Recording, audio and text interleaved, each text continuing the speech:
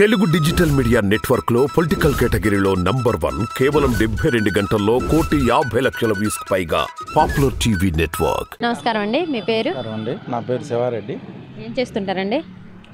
వ్యవసాయం అండి. ఏం పంటలు వేస్తారండి? మొక్కజొన్న, వరి.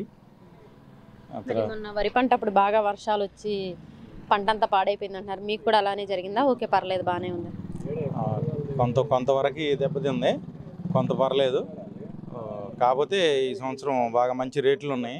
వడ్లు 2,000 దాకా పలుకుతున్నాయి కొత్త వడ్లే. ఇప్పుడు ప్రతి సంవత్సరం కూడా 1,000 రూపాయలు, 1,100, 1,100 ఉన్న రేట్లు ఈ సంవత్సరం బాగా మంచి రేట్లతోటి బాగానే ఉంది. అది ఆదాయం బాగానే వచ్చింది. మరి ఈ ప్రభుత్వం వచ్చిన తర్వాత అసలు రైతులకి బాగా పంట నష్టం, సరైన ధర లేదు, గిట్టుబాటు ధర అంటున్నారు కదండి. ఎందుకు లేదండి? గిట్టుబాటు ధర ఉంది కదా, ఉండబట్టే కదా 200 జీవితకాలంలో ఈ 100 సంవత్సరాల్లో ఎప్పుడు కూడా మనకు స్వతంత్రం వచ్చిన దగ్గర నుంచి ఇంతవరకు ఎప్పుడు కూడా బస్తా 2,000 కొత్త పంట వచ్చినప్పుడు అమ్మిన దాఖలాలు ఎక్కడా లేవండి. కాబట్టి ఇప్పుడు మంచిది. నిరుడు పోయిన సంవత్సరం కూడా మంచి రేట్లే వచ్చినాయి. గిట్టుబాటు ధర ఇచ్చారు, మద్దతు ధర ఇచ్చారు, ఎమ్మటే డబ్బు కూడా ఎమ్మటే కొట్టేశారు. కాకపోతే 10 రోజులు ఇప్పుడు క్యాలిక్యులేషన్, ఇప్పుడు వర్కౌట్ జరగాలి కదండి. ఇప్పుడు వేసుకోగానే డబ్బులు రావాలన్నా ఒక్కొక్కసారి కొంతమంది అంటున్నారు వేయగానే మాకు డబ్బులు పడతలేదని. ఇప్పుడు క్యాలిక్యులేషన్స్ జరగాలి కదా. ఇప్పుడు క్యాలిక్యులేషన్స్ జరిగి అమౌంట్ ఒక దగ్గర నుంచి ఇంకో చోటకి వెళ్ళి మళ్ళీ రైతులకు పడతాయి. దానికి అనుకూలంగా పడతానే ఉన్నాయి. పోయిన సంవత్సరం బాగానే ఉంది, ఈ సంవత్సరం బాగానే ఉంది, బాగానే జరుగుతుంది. ఇప్పుడు అసలు జగన్ గారు వచ్చిన తర్వాత అసలు రైతులకు కానీ పేదలకు కానీ అసలు ఎలా ఉందండి ఈ ప్రభుత్వ పరిపాలన? పరిపాలనకి ఏమండి, బ్రహ్మాండంగా ఉందండి. ఏ పథకం చూసుకున్నా, ఏది చూసుకున్నా కానీ చక్కగా సామాన్యుల దగ్గరికి ఎటువంటి ఇబ్బందులు లేకుండా వాళ్ళ ఇంటికి ఉదయాన్నే పెన్షన్ అందుతుందండి, అమ్మఒడి అందుతుంది, అన్ని రకాల పెన్షన్లు అందుతున్నాయి. కాపు నేస్తమని ప్రతి ఒక్కటి కూడా సకాలంలో ఎవరి ఇది లేకుండా, ఇంటర్ఫిరెన్స్ లేకుండా చక్కగా లంచాలు ఎవరికి ఇవ్వకుండా జరుగుతున్నాయండి. మరి అసలు ఈ ప్రభుత్వం వచ్చిన తర్వాత పేదలకు కానీ అసలు ఏ మేలు జరగట్లేదు. పేదలకు ఏదైనా మేలు జరిగిందంటే అది కేవలం టీడీపీ ప్రభుత్వంలోనే అని చెప్పేసి అంటున్నారు కదండి. అది ప్రజలు చెప్తున్నారు కదండి. ఇప్పుడు 2019లో చెప్పారు ప్రజలు, మళ్ళీ చెప్తారు దానికి సమాధానం. ఇప్పుడు ప్రజలు మళ్ళీ రెడీగా ఉన్నారు ఇప్పుడు వాళ్ళని ఓడించడానికి. ఇప్పుడు దాని ప్రకారం చెప్తారు. మరి అసలు ఈ పథకాలు, ఈ సంక్షేమం పేరుతో ఈ పథకాలన్నీ ఇస్తున్నారు. ఈ పథకాలన్నీ ఇచ్చేసి జనాల సోమరపోతులను చేస్తున్నారు. రాష్ట్రం అప్పుల పాలైపోతుంది అంటున్నారు కదండి. సోమరపోతులను చేయట్లేదండి. సామాన్యంగా ఇప్పుడు చదువుకునే పిల్లలు ఇవాళ వాళ్ళకి పెట్టిన ఎడ్యుకేషన్కి, డెవలప్మెంట్ చేసిన డెవలప్మెంట్కి రాబోయే కాలంలో దాని ఫలితాలు వస్తాయండి. జగన్ గారు చేసిన పనికి రాబోయే కాలంలో ఫలితాలు వస్తాయి. ఇప్పుడు మొక్క పెట్టగానే దానికి ఖర్చు అవుతుందండి. ఆ ఖర్చు అయినంత మాత్రాన అప్పు అయింది మనకి మొక్క పెడతాం వల్ల అని అనుకోడు కదండి ఎవరు. ముందు మొక్క పెట్టినప్పుడే దాని ఫలితాలు వచ్చినప్పుడు అప్పుడు అనుభవిస్తాడు దాని యొక్క ఆనందం. కాబట్టి రేపు రాబోయే కాలంలో మన పిల్లలు ఇప్పుడు జరిగినటువంటి అభివృద్ధి ఎడ్యుకేషన్లో కానీ, ఆరోగ్య పరంగా కానీ మంచి డెవలప్మెంట్ ఉంటుందండి మన ఆంధ్రాకి. అసలు ఎడ్యుకేషన్ పరంగా బాగా డెవలప్ జరిగింది అంటున్నారు. అసలు జగన్ వచ్చిన తర్వాత విద్యా వ్యవస్థ అంతా దెబ్బతిన్నదని చెప్పేసి అంటున్నారు కదండి.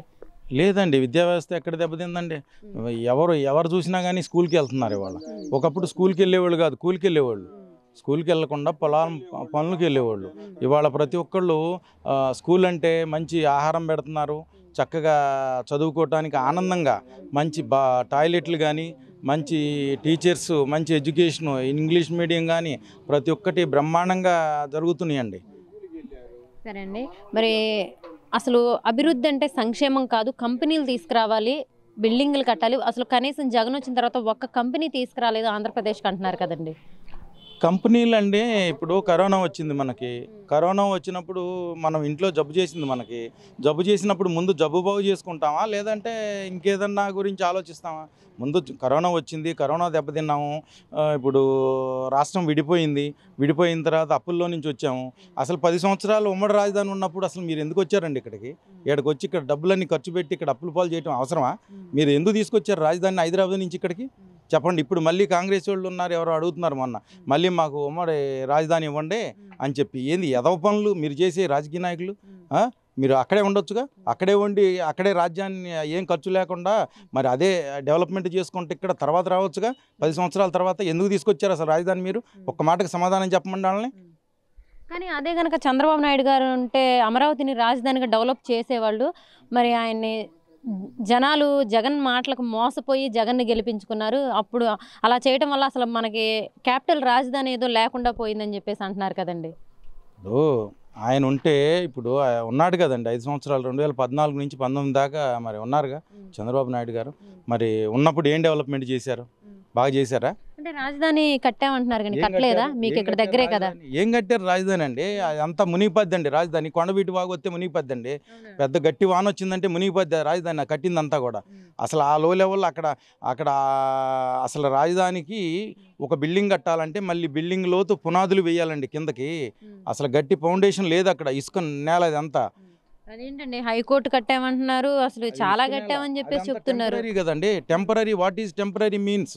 Temporary means it will be changeable from one place to another place. if you can say permanent, that is permanent. అంటే అదే కనుక ఆయన ఉన్నట్టయితే పర్మనెంట్ చేసేవాళ్ళు, ఆయన లేకపోవడం వల్లే పర్మనెంట్ అవ్వలేదు. ఉండి ఆయనేగా కట్టింది టెంపరీ అని. పర్మనెంట్ కట్టొచ్చుగా, ఫస్ట్లోనే పర్మనెంట్ అని పెట్టొచ్చుగా. పర్మనెంట్ అని ఎందుకు పెట్టలేదు? మీరు ఇన్ని సంవత్సరాలు ముఖ్యమంత్రిగా చేశారు, 40 years ఇండస్ట్రీ. అసలు మీరు మాట్లాడే మాటలకి ఏమన్నా ఒకదానికొకటి పోలికుందని నవ్వుకుంటున్నారు ప్రజలు, నవ్వుకుంటున్నారు. ఒక మంచి అనుభవం ఉన్న నాయకుడు ఎలా మాట్లాడాలో, ఒక మాట మాట్లాడాడంటే దాంట్లో వ్యాలిడిటీ, సాలిడ్నెస్ అవన్నీ ఉండాలి కదా. లేవు కదా. మరి లేకపోబట్టి మిమ్మల్ని ఓడించారు. మళ్ళీ ఓడించడానికి కూడా ప్రజలు సిద్ధంగా ఉన్నారు. ఓకే అండి. మరి అంతేకాకుండా మరి ఇప్పుడేమో జగన్ గారు వచ్చి ఇదంతా శ్రీలంక అయిపోతుంది, ఏపీ ప్రజలు వలసిల్లిపోయే పరిస్థితి ఉందని అంటున్నారు. మరి బాబు గారు మళ్ళీ నేను వస్తే ఇంతకంటే ఎక్కువ పథకాలు ఇస్తానంటున్నారు. ఎలా చూడొచ్చండి దీన్ని మనం? అప్పుడు ఏ లంక అవుద్దండి? అప్పుడు పాకిస్తాన్ అయిద్దా? పాకిస్తాన్ ఇప్పుడు అసలు అంతా గోల్మాలై కూర్చుంది. పాకిస్తాన్ ఉగ్రవాదం, టెర్రరిజంలో ఖర్చు పెట్టి ఐఎస్ఐ వాళ్ళని పోషించి గోల్మాలై కూర్చుంది పాకిస్తాన్, ఆదాయం లేకుండా. అలాగే ఇప్పుడు వీళ్ళు మరి పథకాలు అన్నీ 1కి 4 పథకాలు ఇచ్చి ఏం చేస్తారు? అంటే చంద్రబాబు నాయుడు గారికి విజన్ ఉంది, ఆయన సంపద సృష్టించి ప్రజలకు ఇస్తానంటున్నారు కదండి. జగన్ గారికి విజన్ లేదు, అందుకే అప్పులు తీసుకొచ్చి ఇస్తున్నారు అంటున్నారు కదండి. విజన్ ఉన్నప్పుడు పర్మనెంట్ రాజధాని కట్టొచ్చు కదండి. మరి పర్మనెంట్ రాజధాని విజన్ ఉంటే ఏం విజను? ఆయన చేసిందంతా కూడా ఇది ఏంటి, సినిమా చూయించాడు. బాహుబలి సినిమా చూయించి రాజధాని అని అదని ఇదని అలా సృష్టించి ఇలా సృష్టించి మొత్తం మీడియాలో చూయించాడే కానీ ఏం చేశాడండి? ఏమి చేయలేదు. అదేంటండి అలా అంటారు? అసలు హైదరాబాద్ డెవలప్ చేసింది ఆయన కాదండి. అది అన్ని తీసుకొచ్చింది మేనే, ఆఖరికి ఫోన్ తీసుకొచ్చింది కూడా జనాలకు లేదంటే ఫోన్ కూడా తెలియదు అని అంటున్నారు కదా. చూసుకోండి, హైదరాబాద్ డెవలప్మెంట్ చేసింది, ఫౌండేషన్ స్టోన్ వేసింది అని జనార్దన్ రెడ్డి గారు, ఈయన కాదు. అసలు అప్పటి నుంచి అసలు దాని యొక్క ఇది మొదలైంది. అప్పుడు రాజీవ్ గాంధీ టైంలో వాళ్ళు అక్కడి నుంచి డెవలప్మెంట్ చేయాలని చెప్పి ఫౌండేషన్ స్టోన్ వేసింది అక్కడ. ఈయన కాదండి. ఈయన ఏంది, వీళ్ళని వాళ్ళ యొక్క కమ్యూనిటీకి ఏదో చేయాలని చెప్పని వాళ్ళ కమ్యూనిటీని డెవలప్మెంట్ చేస్తాడు ఈయన, ఇంకెవరిని చేయడు. కాపులు ఉన్నారంటే కాపులను కూడా వీళ్ళు బయటికి రానియరు పైకి. అది అందరూ చెబుతారు, తతిమా వాళ్ళు చెప్తారు, కాపులు మమ్మల్ని పైకి రానియరు వీళ్ళని. అలాంటి టైప్ వీళ్ళది. కాబట్టి ఏమి లేదండి, ఆయన మోసం చేయటంలో ముందుంటాడు. అదేంటండి నెక్స్ట్ మళ్ళీ మేనేజ్ చేయటంలో ముందుంటాడు. కోర్టులను మేనేజ్ చేయటంలో ఇవన్నీ మేనేజ్ చేసుకొని తిరుగుతూ ఉంటాడు. రాబోయే ఎలక్షన్లో కూడా బాబు షూరిటీ భవిష్యత్తు గ్యారంటీ అనే నినాదంతో వస్తున్నారు కదండి బాబు గారు. బాబు షూరిటీ అనే నినాదంతో వస్తున్నాడంటే చెప్పడానికి ఏదైనా చెప్తారండి. చెప్పేటందుకే నీతులు ఉన్నాయి, చెయ్యాలి కదా. చెబుతాం నీతులు, కానీ చెయ్యాలి కదా. కానీ వాళ్ళు చెప్తారు మీకు షూరిటీ గ్యారంటీ అని. 14 సంవత్సరాలు 40 సంవత్సరాల ఇండస్ట్రీలో ఇవ్వలేని గ్యారంటీ ఇప్పుడు ముసలితనంలో మైండ్ ఇదంతా అయిపోయింది, మర్చిపోయే స్థితిలో ఉన్నప్పుడు ఇంకేం గ్యారంటీ ఇస్తారండి? ఇంకెవరన్నా యూత్ వచ్చి గ్యారంటీ ఇస్తారంటే నమ్ముతారు ఎవరన్నా? ఆయన ఏం గ్యారంటీ ఇస్తారండి, పెద్ద వయసు ఆయన గారు.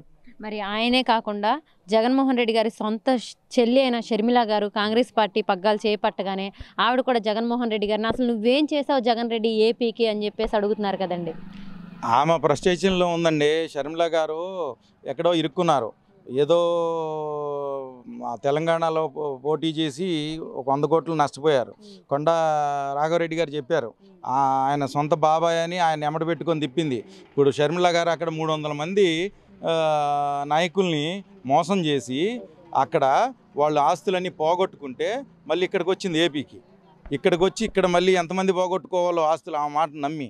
ఎందుకంటే ఏమి కించిత్తు ఇది కూడా లేనటువంటి మన ఆంధ్రప్రదేశ్లో కాంగ్రెస్ వాళ్ళ ఏమి పట్టు లేనటువంటి కాంగ్రెస్కి మన ఆంధ్రప్రదేశ్లో ఇప్పుడు ఆవిడ వచ్చి మళ్ళీ ఒక 300 మందిని ఇక్కడ తయారు చేసి వాళ్ళ డబ్బులన్నీ నాశనం చేసుకొని పోగొట్టుకొని రేపు ఓడిపోయిన తర్వాత ఆమె ఇక్కడి నుంచి పలాయనం అయిద్దండి. ఏముంది, చంద్రబాబు గారు మరి ఆమెని ఏ విధంగా తీసుకొచ్చారో, మరి ఎవరు తీసుకొచ్చారో ఆమెని తీసుకొచ్చి ఇక్కడ కావాలని జగన్ ఏదో చేయాలని. జగన్ ఎప్పుడు ఎవరు ఏం చేయలేరండి. ఆయన ఒక నీతి మార్గంలో వెళ్తాడండి. నీతి మార్గంలో వెళ్ళినోడికి ఎన్ని తుఫాన్లు వచ్చినా ఎన్ని వరదలు వచ్చినా కొట్టుకుపోడండి. ఆయన నీతిగానే నిలబడతాడు. దేవుడు కూడా సహకరిస్తాడు. అంతేగాని నువ్వు అవినీతిగా తిరిగినోడికే ఎప్పుడైనా ఏదో ఒక వాన దెబ్బ, ఎండ దెబ్బ, కొండ దెబ్బ అని ఏదో ఒకటి తగులుతాయి. కాబట్టి జగన్ గారు ఎప్పుడు కూడా నీతిగానే ఉంటాడు. ఆయనే నెక్స్ట్ సీఎం.